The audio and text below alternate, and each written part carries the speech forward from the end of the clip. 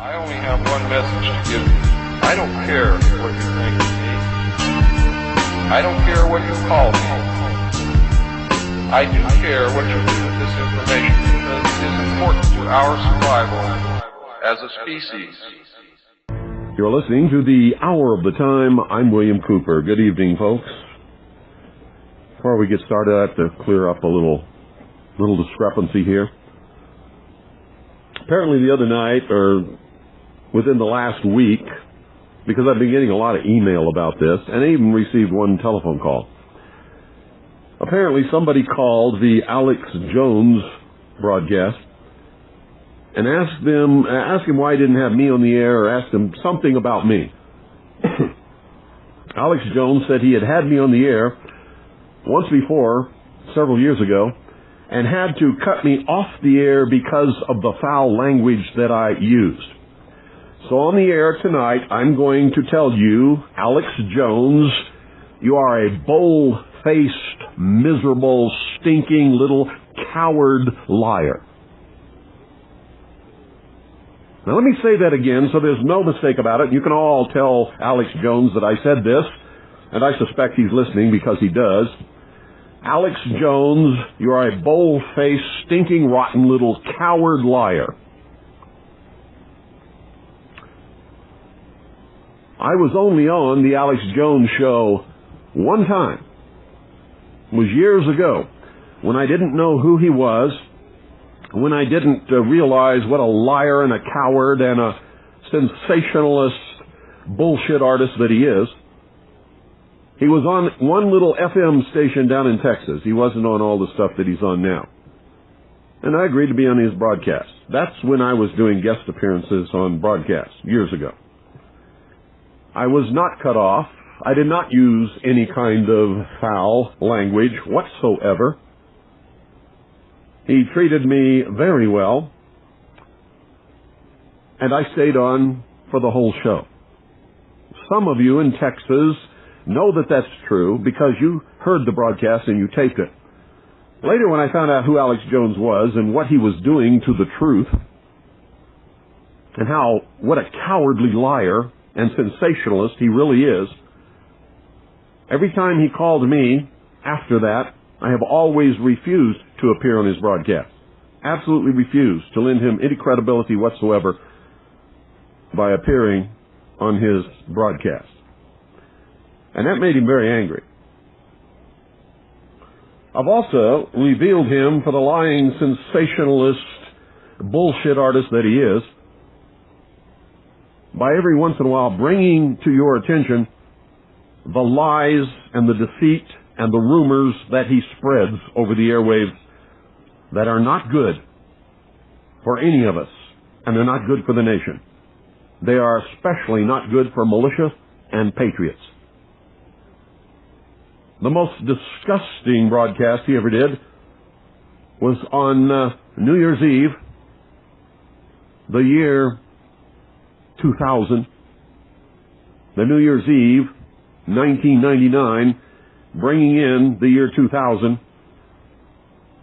which he went completely out of his mind and claimed that Russia had launched intercontinental ballistic missiles with multiple warheads at the United States of America, and actually panicked millions of people who were putting their children and their belongings in their cars and heading for the hills.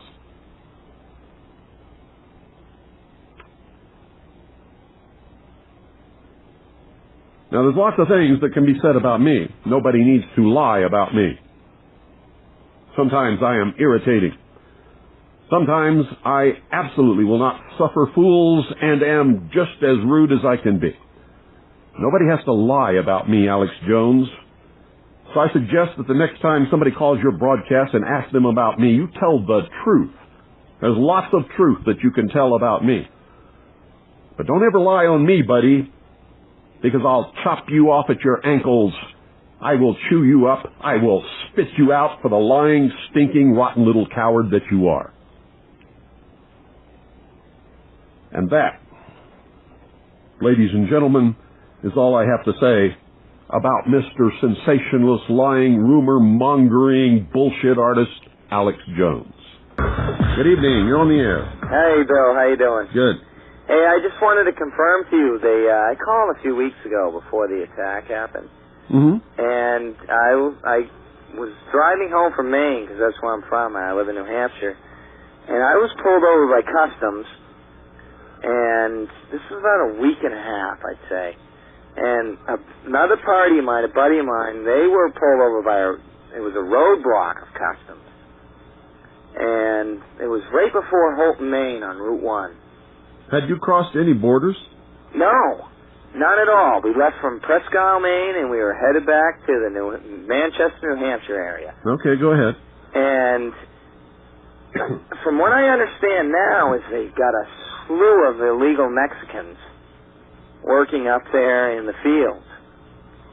But it just made me a little suspicious because I've lived in Maine my whole life, and I've never had customs or anything like that unless I was going across the border. Well, they don't have a right to do it unless... Of course they don't. Unless they have a warrant. Are you across the border? I'll tell you what.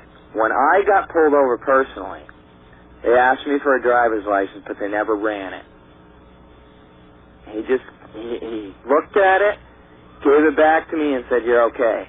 And from what I'm hearing now on the news, I'm just assuming it's because I wasn't from Islamic faith. Yeah, they knew what was going to happen quite a while before it did.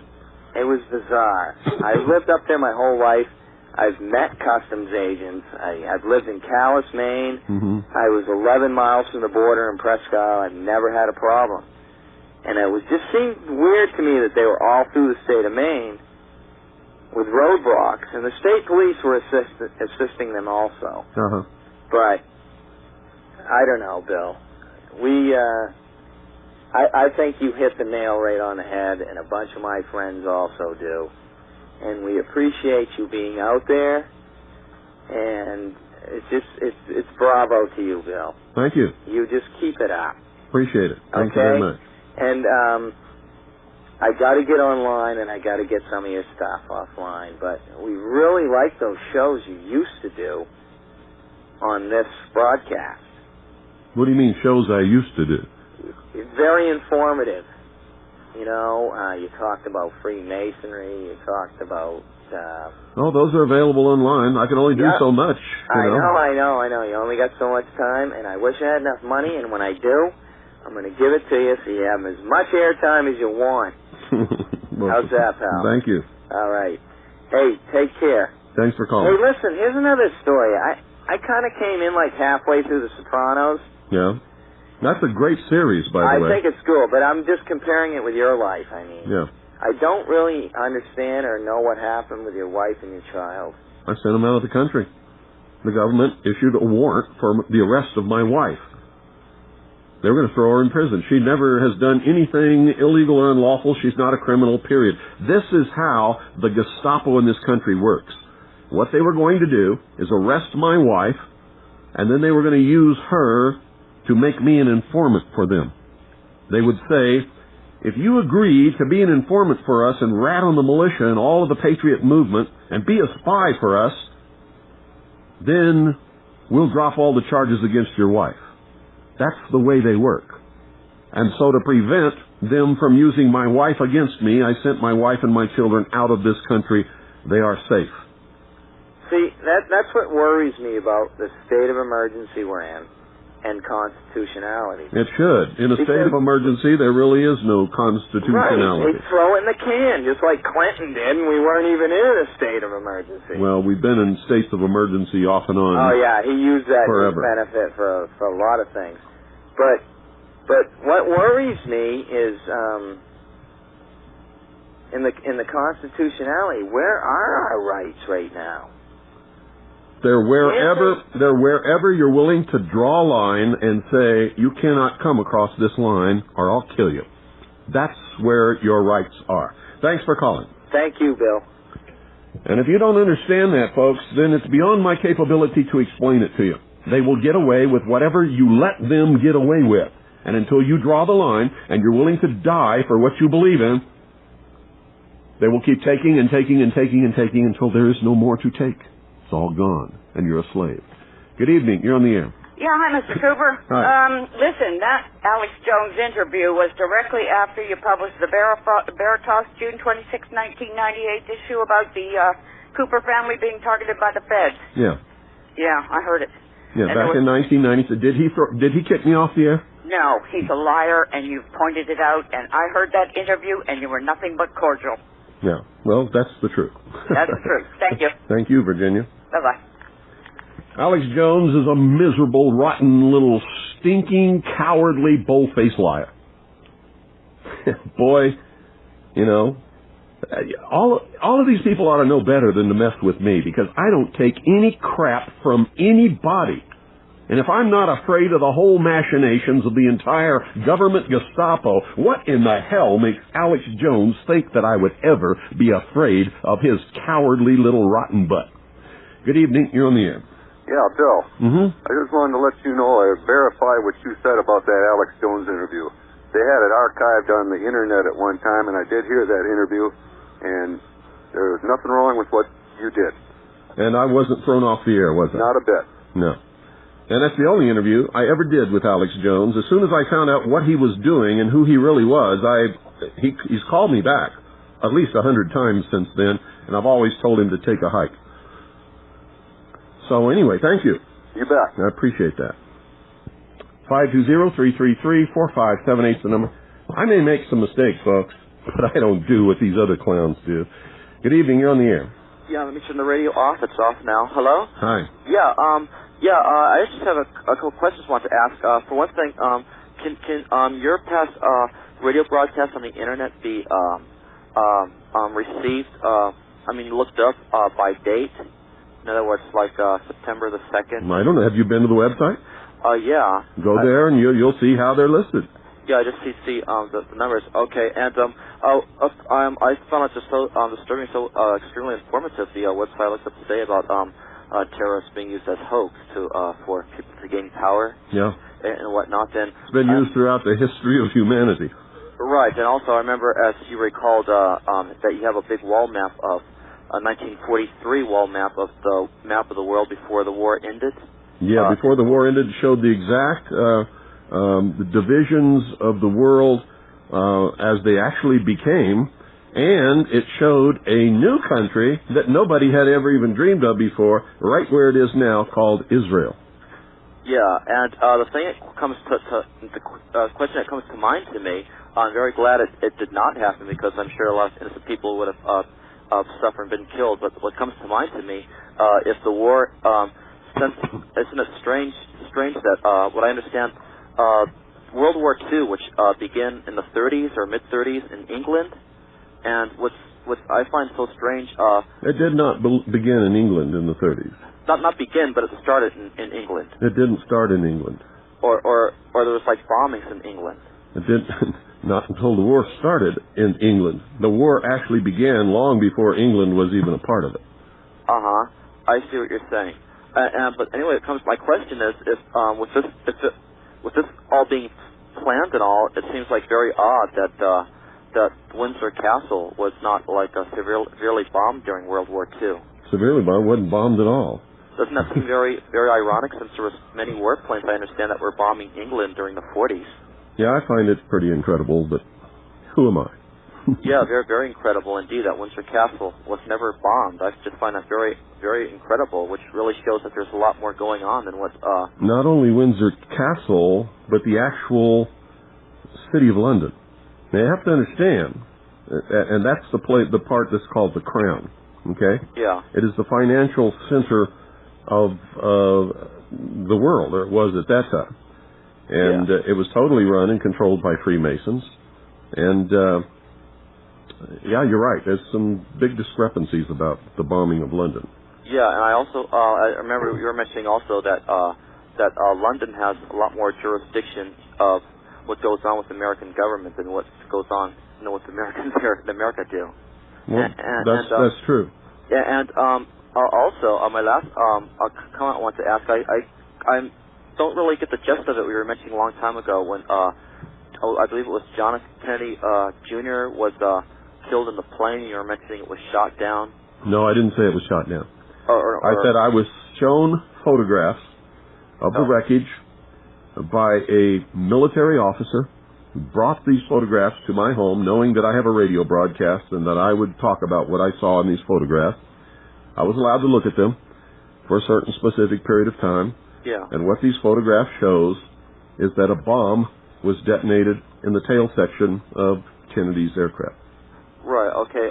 Forgive me. Yeah, I stand correct. I remember you mentioning that if it would have crashed into a mountain, which they would have said the wreckage would have been in that general area, but since it was bombed. What are you talking about? I remember you were mentioning about how the pieces of the plane. Well, pieces of what plane? You're skipping around like a of John F. Kennedy's plane. They were scattered around. They were right there. Oh, okay. Okay. They were over this section of ocean. Okay, and you said it was a war against Illuminati and someone else? I don't know what broadcast you were listening to, mister, but it wasn't mine. Okay. No, I remember you mentioning about how it's a war against why John F. Kennedy's plane was bombed. No, I never said anything about a war. Okay, about an ancient war. I never said anything about an ancient war in regards to Kennedy's plane being bombed. Do you know why it was bombed? Or? No, I have no idea. Do you? No. That's very terrible. Well, anyway, thank you very much for taking my call. I appreciate it. You're welcome. Thank Thanks you. for calling. All right, thank you. You know, folks, when you call and your conversation doesn't seem to have any coherence, I really sometimes don't know what you're talking about. Good evening. You're on the air. Good evening, Bill. This is Brian up in Cincinnati. Hi. I wanted to report something that I heard on the local news broadcast here the Friday after the Trade Center bombing or attack. They were giving an overview of all the memorial services in the country, and I was really only paying half attention to it until they come to the point where they were showing people following in the Pledge of Allegiance to the flag. And what 4 words can you guess would they have taken out of the Pledge of Allegiance? I have no idea. And to the Republic. I swear I heard it with my own ears. I couldn't believe it. Who took it out? I don't know if it was edited out by the people who put on the news broadcast that night, or it was actually during the day, during that particular ceremony. But they had a bunch of people reciting the pledge to the flag, and they were standing in front of a giant American flag. And on this news broadcast, on the 11 o'clock news, now this was my own local news. This wasn't the national broadcast. It was the local news. Someone, or by purpose or by accident, left out "and to the Republic." Well, it wouldn't be by accident. They either know the pledge or they don't. Right, that's what I mean. And I find it very difficult to believe that they would know all of the words except for those 4. So it had to be an intentional omission. Right, that's what hit me at, because I was stunned when I first heard it, because I had to read it over my mind myself. Haven't you heard? This is a democracy. Yeah. Haven't you heard Larry King talking about our democracy? Yeah. Well, Larry King must be ignorant, huh? Well, the Cincinnati talking heads are even worse. There was a guy that called in the other day, and he was saying, we all got to have this national ID card with our digitized thumbprint on it and a photograph of us. That's the only way they can make sure they can identify us. Well, they don't. And I'll be glad to get one. You know, they even got a new technology now where they can implant a computer chip right inside your hand. I couldn't believe it. These people were, that sounds like a great idea. Well, I think they ought to take people like him and perform transplants and trade his brain for a quart of buttermilk. Yeah. And, let him loose in the field. And I don't know if it'd be worth the buttermilk. Let them graze and moo and, chew their cud. Well, they've already been given over to their own depraved minds now, haven't they? They don't have any minds. They don't have any minds. Yeah, these are stupid people. Yeah. And, either most of the people I've been talking to over the last couple of years come up and say, hey, what's your take on this? Or they come up and cuss me out and tell me I'm wrong and, I'm a sheep and an idiot and all that thing. So I know what it's like being in the, receiving end of people's ill will.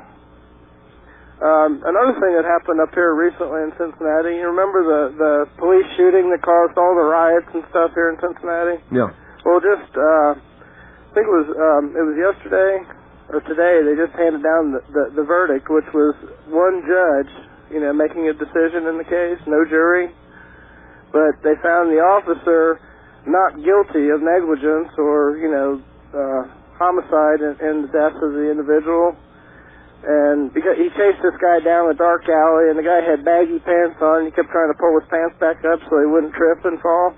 Well, he was cornered in an alley, and the guy was pulling his pants back up, and this guy says, well, I just, I drew my gun and it went off.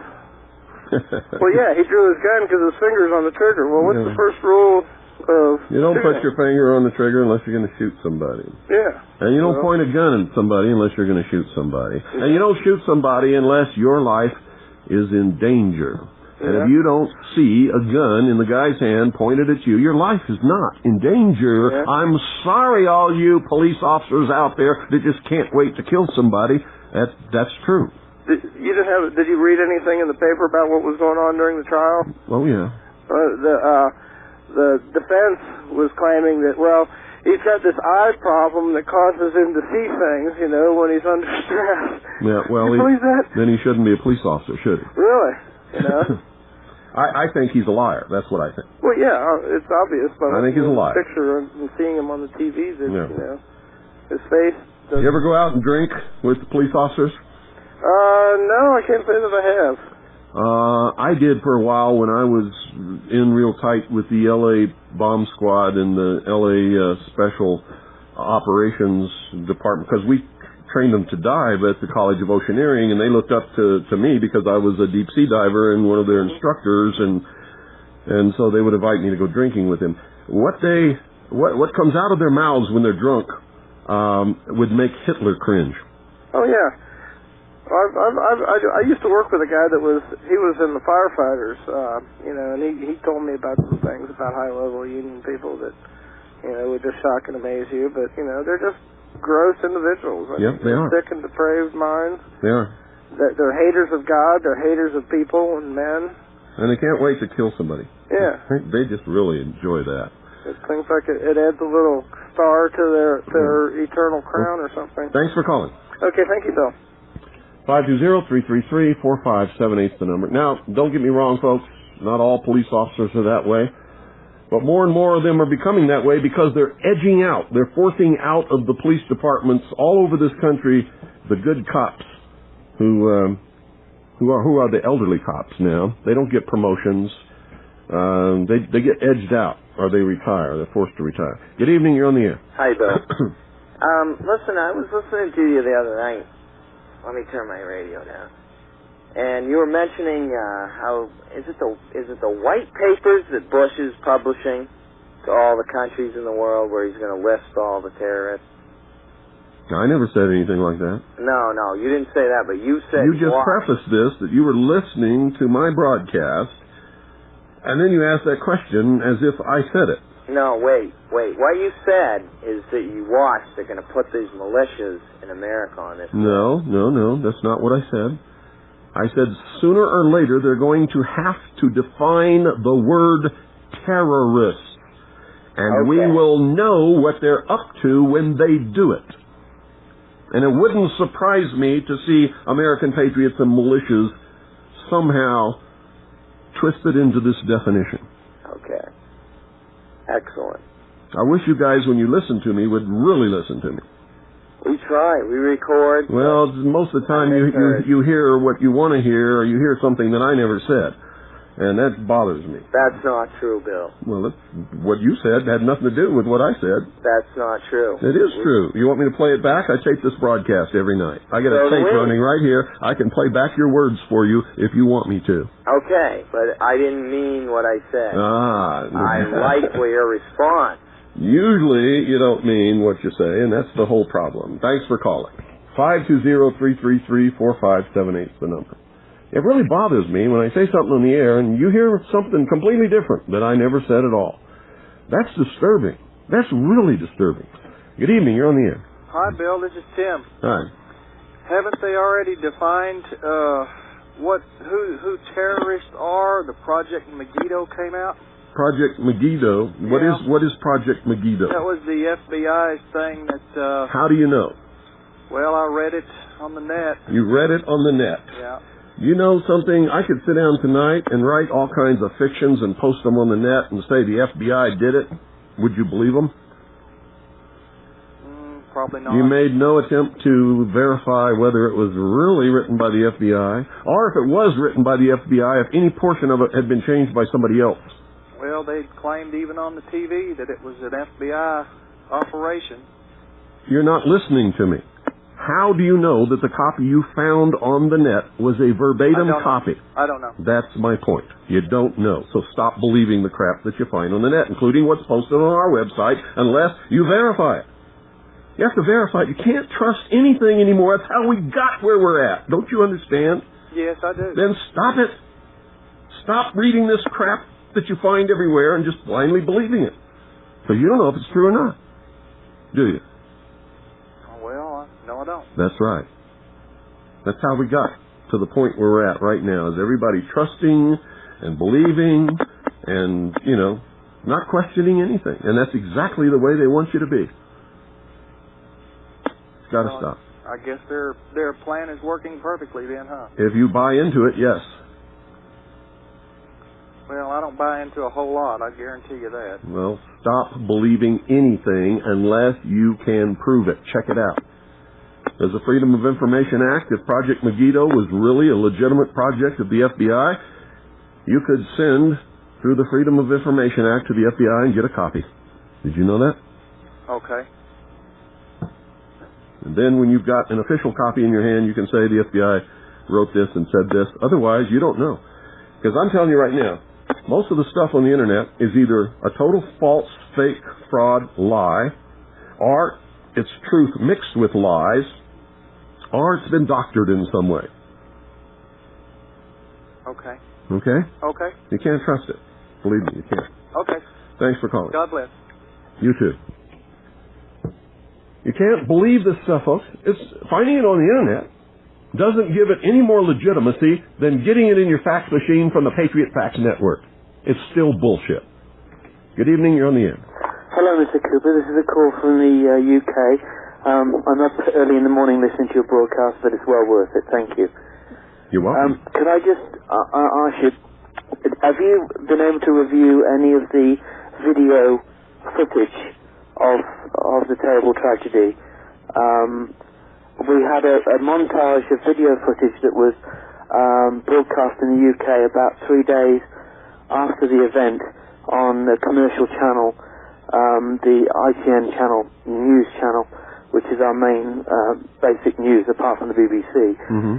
And on that, I happened to be videoing some of the montage, and something just caught my eye, and it was so quick and so fast, but it just caught my eye, and I reran the video and pressed the advanced frame-by-frame button, mm-hmm. and the two towers, this was a little piece where the plane was coming in from the left-hand side to the left-hand tower, as it was on the screen. The right-hand tower had already been hit, and there was a huge plume of smoke that was going from the right-hand tower, and the video footage showed the commercial plane coming in on the left, and as that entered, and then the explosion went on, and then I saw a shadow that was in the plume of the smoke, and it was a dark shadow moving frame by frame, and then as it came out of the plume of smoke, it was either a very, very large missile or a plane, and its plane... Wings and the two engines in the vertical tail. Absolutely right, and it was so quick, it was hypersonic. Yeah. And you know all about it? Yes, I do. Wow. Nobody else was talking about this. What was happening? I have no idea. All I know is that there was an American fighter jet plane right with that second hijacked jet that crashed into the second tower. Absolutely right. And in the newspapers, a couple of days afterwards, there was an image of a supposedly very top secret fighter plane that's very, very fast. And it looked exactly like that. Yeah. And, that definitely happened. And that must have also crashed then, sir, mustn't it? No, it didn't crash. Oh, it didn't crash? No, it flew right on by and kept right on going. And that's what other people are saying is the mystery object in the sky. And they claim that it hovered, but it doesn't hover. It's moving away.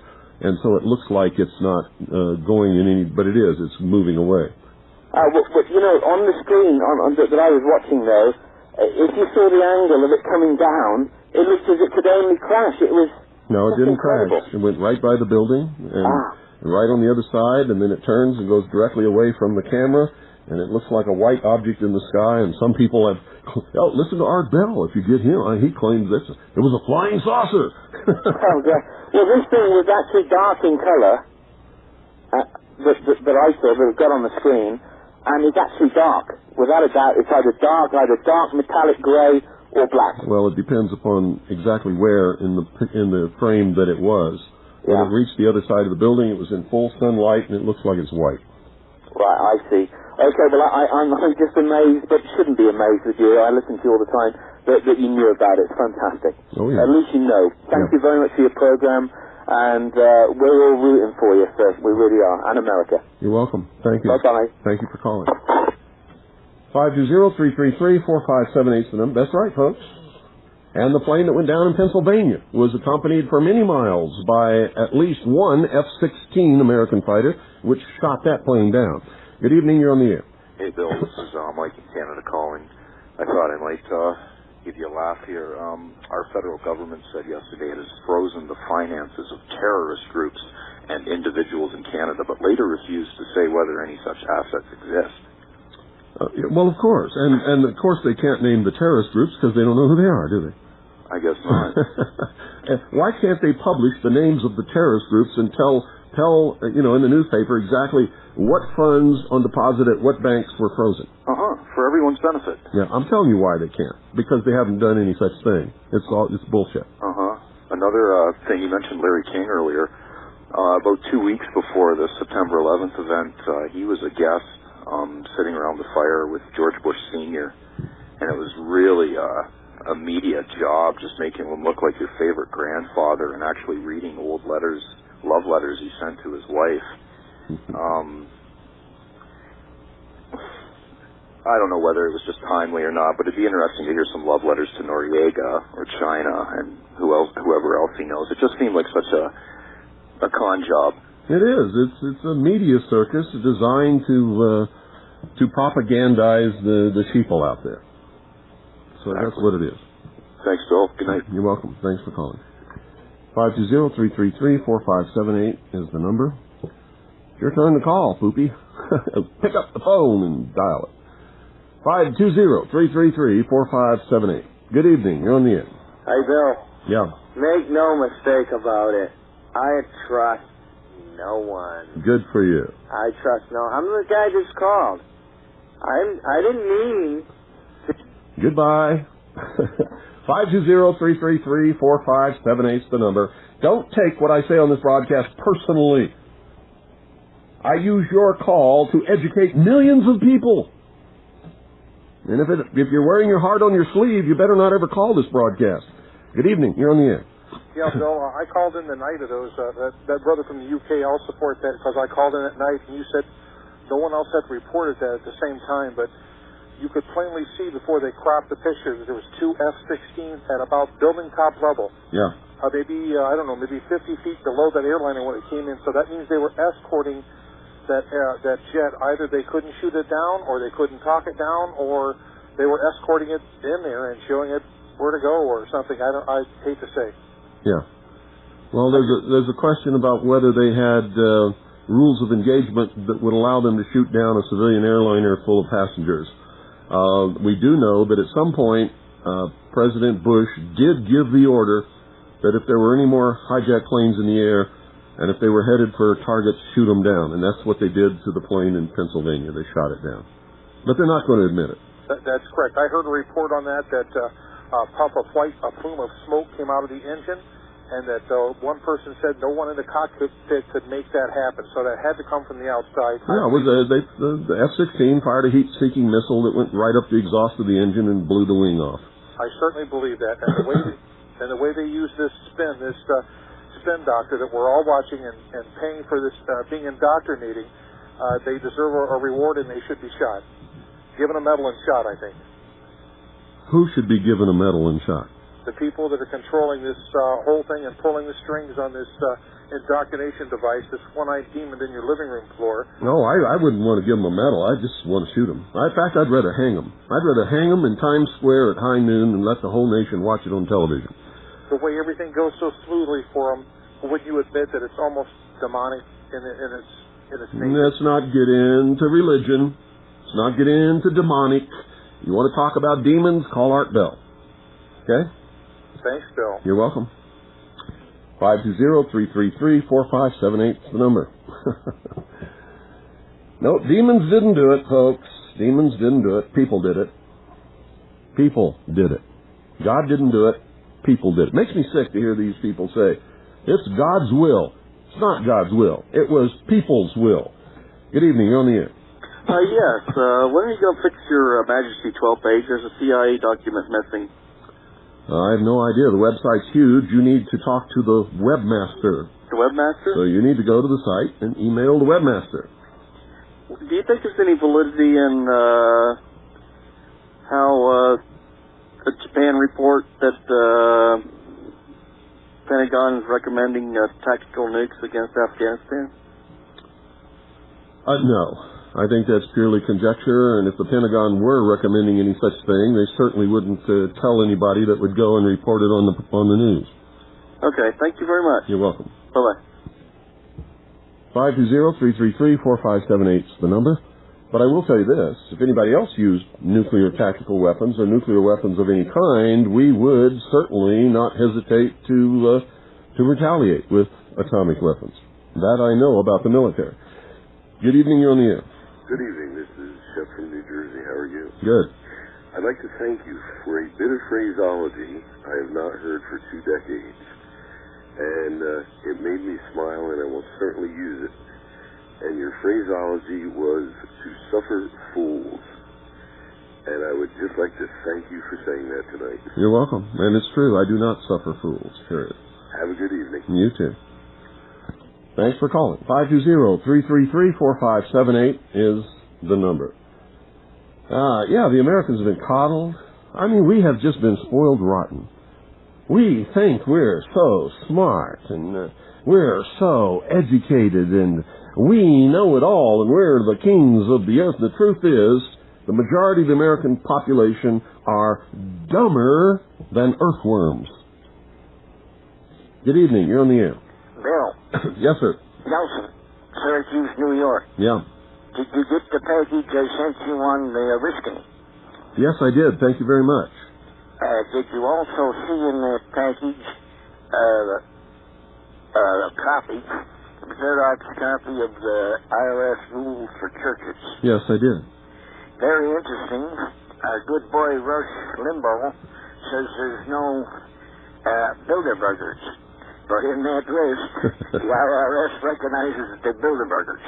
Well, let me qualify that.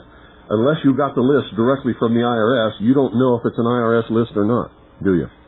Well, that is correct. Yeah, that's what I thought. Unfortunately, I was assuming. Well, you can't assume anymore. I'll try to check it out. There's more lies and bullshit and frauds and crap and deception out there than you can even possibly imagine. Over 95% of everything that you ever see is a lie.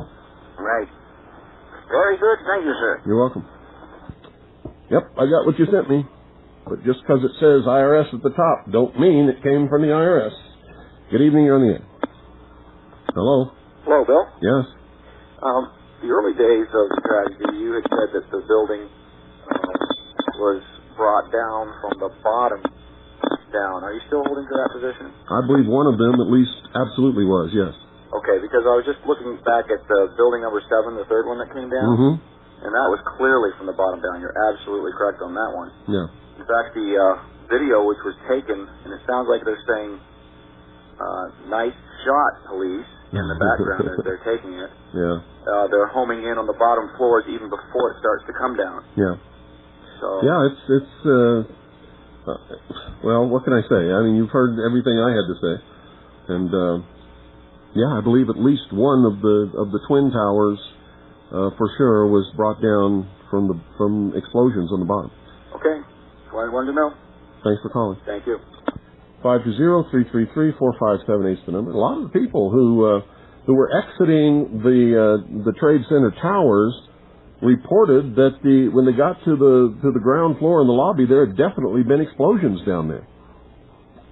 And people heard explosions.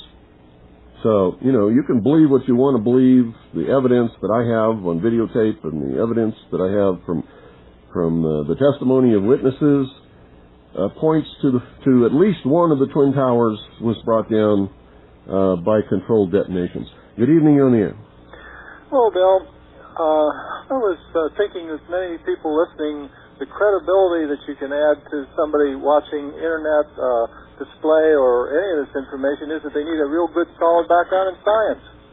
Well, yeah, but you know what?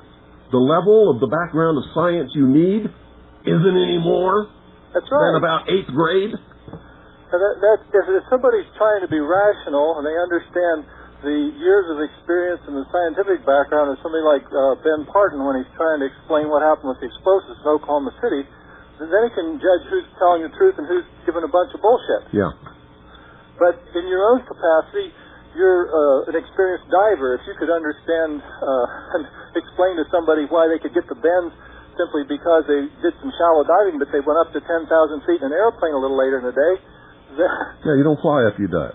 Yes, exactly. That's a rule. Divers don't get out of the water and go to the airport. And unless they want to die. When you're dealing with a lot of the material science, very basic things like the triple point for water, the understanding of the freezing and thawing and contraction and expansion and basic things like this, the binary alloy phase diagrams, for instance, that are dealing with metallurgy and what an iron-carbon diagram is all about and the way material fractures. The people need to do their basic research like that before they even go to read documents and understand somebody who's trying to falsify a report. Yeah. And but they don't have to go into that realm of complicity or complication, I should say. Well, back in the average person's never gonna know some of the things that you just talked about. Well, in the 1960s, as a prelude to flight training, I made a point of reading through probably 50 or 60 crash reports. I wanted to know enough about the causative features in air crashes that I could ask an intelligent question occasionally to my instructor. Mm-hmm. And it's just that if people get together in a skull session, even challenging each other's presumptions, as you're doing on the air, it has a very valuable pattern, and you have a third or fourth party there to challenge the first two. They're having a dialogue. Yeah. But I'm just trying to do things that you would do as you would instruct an intelligence team, or trying to work out discovery of the truth. Mm-hmm. So anyway, I thank you for your time. You're welcome. God bless you. Thanks for calling. Yeah, the level of ignorance in this country is way beyond belief. It's beyond understanding. It's beyond acceptance. It's not acceptable. Good evening. You're on the air. Hey, Bill. This is Nick from Charlotte. How you doing? Good. I wanted to throw in my 2 cents on this World Trade Center stuff, too. On the second tower, I believe it was, the one with the plane hit higher towards the top, mm-hmm. you can actually see the mass above the impact start to kind of bend down and then drop. Yes. Okay, that one, yeah, I can understand that. But on the second one, the second plane it hit, if you'll notice, and you can see the explosions in Newsweek or Time Magazine Special Edition, you've seen from a bunch of different angles. Mm-hmm. Most of that fuel burned up outside the building. That's true. Because he hit, if you're looking at the building, he hit to the right of the center. He just hit one corner. That's right, and he was banking. Yeah, and the momentum would push all that material forward. Most of it flew out away from the building and actually was dissipated by burning up in a great fireball. That's right. And as far as detonations bringing down, I don't know when my wife got home to start recording for me. It was about 1:00, 1:30. So I had all the sanitized. I had on tape all I got the sanitized versions. But there are on Fox News, which she was recording from. It did say on one of the captions, it says 4th explosion rocks World Trade Center. Yeah. And as another thing, I think it was about a couple days after the attack, you had said something about some of the people that had been fingered as terrorists were screaming their heads off in Morocco and in Europe that they're alive, and what are you doing? Yeah. And speaking with my uncle in Greece this Sunday, and he said that's been big news in Greece. Yeah. So the United States government is lying to everybody. All of these guys were using fake ID. Yeah. Now, if you're an Islamic terrorist and you don't want anybody to know who you are, and you're going to die in the crash, right? Why would you have assumed the identity of an Islamic Muslim? Try to put blame somewhere else. Yeah, but if you want to put blame, you don't want to put it on your own people. That's right. Because nobody stepped up to take credit for this, which means they never intended to. So why didn't they assume the identities of Israelis? Or Americans? It smells fishy. Or German. It stinks to high heaven. And if nobody knows who they are because they were using assumed identities of other people, how do they know who the terrorists were? I don't know. They're all dead. It amazed me. It quote-unquote amazed me how quick they were turning out information on these guys. And one other thing, not to get a little too, I don't want to say esoteric, but these guys were, the night before they died, at least one group was in a topless bar, strip club, right? Devout Muslims don't do that. Exactly. They never drink alcoholic beverage. They don't mess around with loose women. They don't have lap dances. And if in their wildest dreams they ever were going to go to a bar, they would never have taken a copy of their holiest book, the Quran, and leave it on a bar stool. That's right. To be conveniently found. And they wouldn't have used credit cards with their names on them, and they wouldn't have allowed their driver's license with their actual picture to be Xeroxed. But they did. You see, this stinks. This is intelligence stuff to blame somebody else. Well, let me ask you this, and this is kind of, I don't know if it's off the bat or not, but, I was thinking about, these guys are about to die. They know they're going to die, but they're living it up the night before, okay? Obviously, they're not the devout fundamentalists they're being portrayed to be. I got to thinking, I read a book way back. That's the point. Secret Society. If they were the devout Muslim Islamic terrorists who were willing to die for the dictates of their religion against the great Satan America, they would never have done any of that. That's the whole point. It was not Islamic fundamentalist Muslims of any kind who were in that bar drinking. I made that same connection, and then I got to thinking, well, who would knowingly kill themselves like that? And then I got to thinking about a book I'd read years back by Aaron Darrell about secret societies, and he writes this interesting chapter on the assassins. Yeah. And, they believed, the leadership of the assassins didn't believe in heaven or hell. It was just life on earth. No, that's not true. They believed in a place called paradise. Right, but I thought that's what they used to fool the converts. They'd put the person in a room and make it look like paradise with women and honey flowing out of the walls and all that good stuff. I thought that the leadership, though, didn't believe in that, period. I thought that was... Oh, no, the leadership doesn't. It's a con job to get these people to join the assassins and then be willing to kill themselves anytime they're ordered to on any mission that they're ordered to go on. The assassins ceased to exist hundreds of years ago. Okay, that's what I was going to ask, 'cause that's what these guys sounded like. But well, you can accomplish this with any secret society. This is true. This is very true. Okay. Well, appreciate it. You're welcome. Good night. Thanks for calling. 520-333-4578 is the number. Good evening. You're on the air. Hi, Bill. Yeah. Talked to General Ben Parton a couple of times since this tragedy, and he's claiming that, in contradistinction to what he said about Oklahoma City, that these jets could have and did, in fact, take those buildings down all by themselves. He's welcome to his opinion. I can tell you that at least one of those buildings fell from the bottom. Okay, would you consider talking to him about that and you guys getting together on the same page? No. Be helpful to the Patriot community in general. No. Okay. Listen to me very carefully.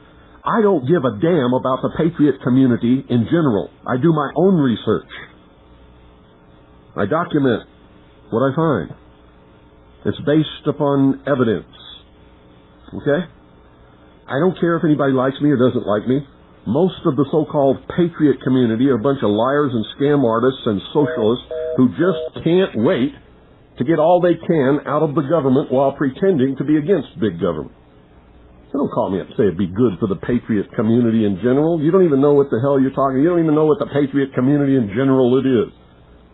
And I would bet you'd probably include Alex Jones in that. Good evening, you're on the air.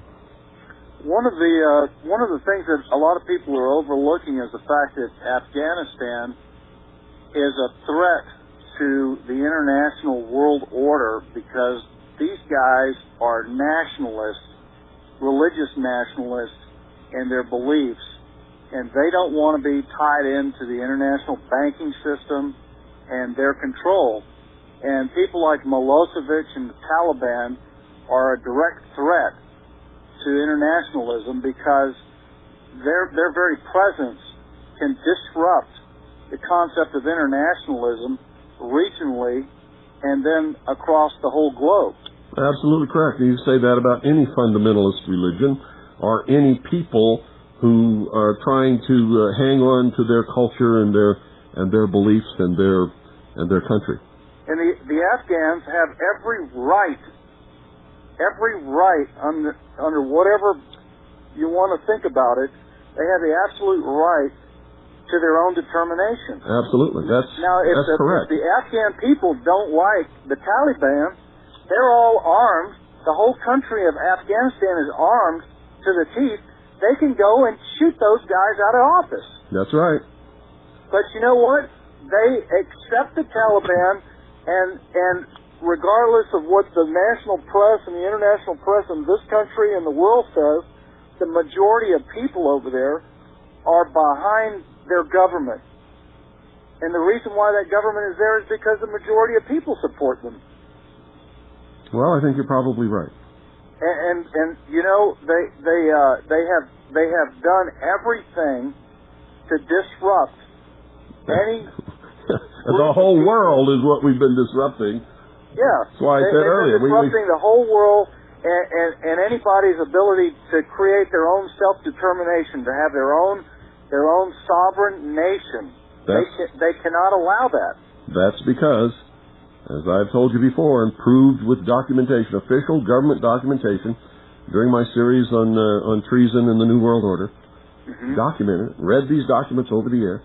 It has been the policy of the United States government since World War II, since during World War II, as a matter of fact, to be the instrument through which world government is created, brought about, and made a reality. Yes. The whole thing is a creation of the United States. Right. The whole reason we went to war... The European Union was an idea born in Washington, D.C. Yes. And I believe today the reason why we went to war against Germany in World War II was because the Germans' concept was nationalism. It was not internationalism, international communism. I beg to differ with you. Hitler's goal was to eventually take over and rule the world. Well, if that's not globalism, I don't know what the hell is.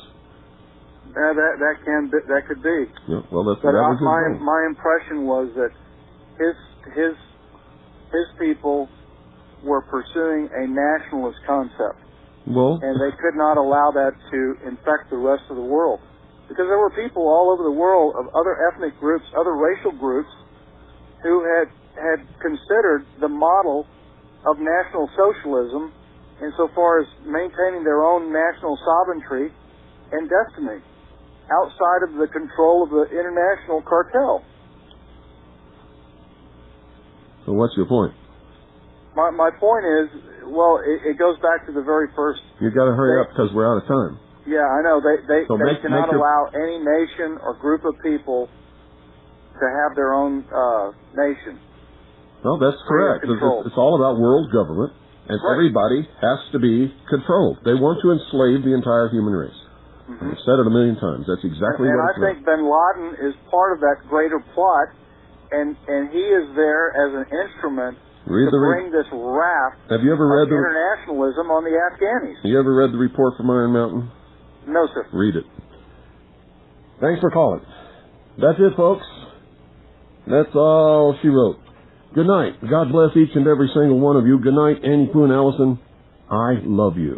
Did you hear Larry King live tonight, folks, where Alexander Haig and Cap Weinberger were talking about how these terrorists were so despicable because they attacked civilians and they killed over 6,000 civilians And we've never done that in our history, and it's such a despicable thing. We always only attack military targets. That's a bold-faced lie.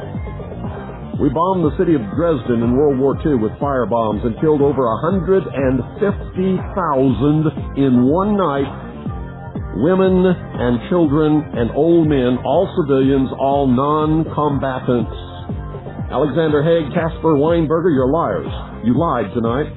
We also bombed Hiroshima and killed over 150,000 or more civilians, non-combatants, including American prisoners of war who were in a camp there, including two of the largest Christian centers in Japan. Did the same thing in Nagasaki. Alexander Haig and Cap Weinberger, you lied tonight on the Larry King broadcast. And I don't like liars. I don't like hypocrisy. Tell the truth, or shut up. Don't miss tomorrow night's broadcast, the hour of the time. You're listening to William Cooper, the most dangerous radio host in America, and now you know why.